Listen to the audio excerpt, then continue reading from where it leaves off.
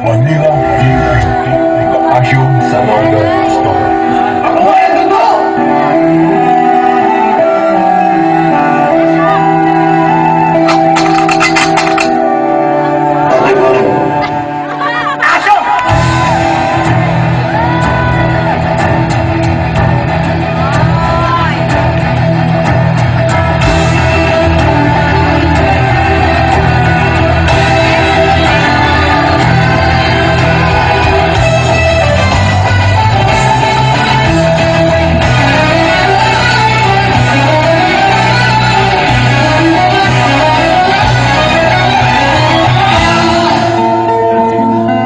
Walang tutundong sa lugar ko na walang pahintulot sa akin.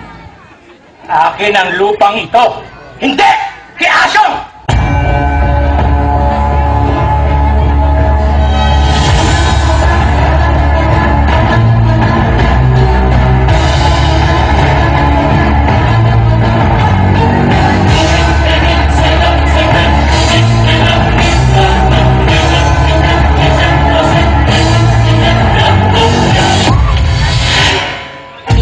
Sa isang lugar sa Maynila, maraming nangyayari, ngunit takot ang dilang. Sabihin ang lahat, ani mo'y kagat-kagat. Kahit itago'y di mo pwedeng pipilin ang alamat ng puso ko. Kahit na madami ang ulo mo, at halos hindi iba ang laya sa pagkakulong. Sa kamay ng iilan, umaabusong kikilan. Ang lahat ng pumalag, walang tanong ay kitilan, no?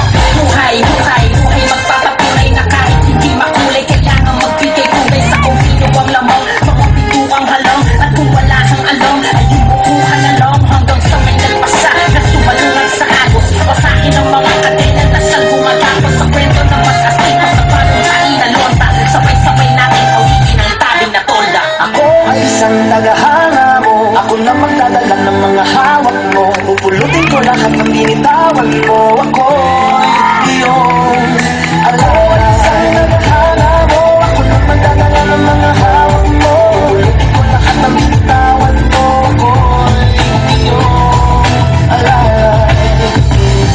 Nang malaya ang sumpa dito sa lupo, pinangako respeto at pagmamahalan ay pilit na tinatago. Lawing hindi makadako, may pakpak na limitado at nakakulong sa seldang may walang susing kandado. Kailan kaya matatapos ang pag-agos ng lugar at ang kapayapaan ay mahawakan ng buong buo? Yan ba ang kwento o ano? Kapilit na humahawi sa bawat tao, bahagi ng watawat na ilalim.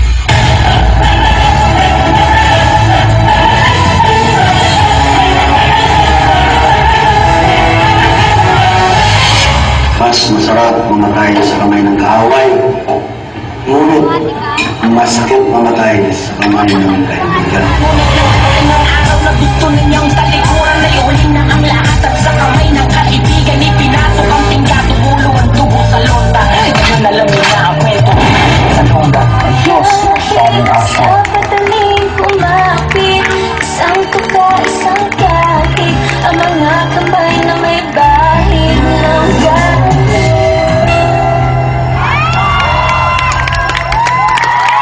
Yeah! Ladies and gentlemen, the X-Force Dance Company. Yan. Sa kanila, kakaiba naman, ha? May pagka-teatro, acting-actingan, ha? Gusto mag-artista na mga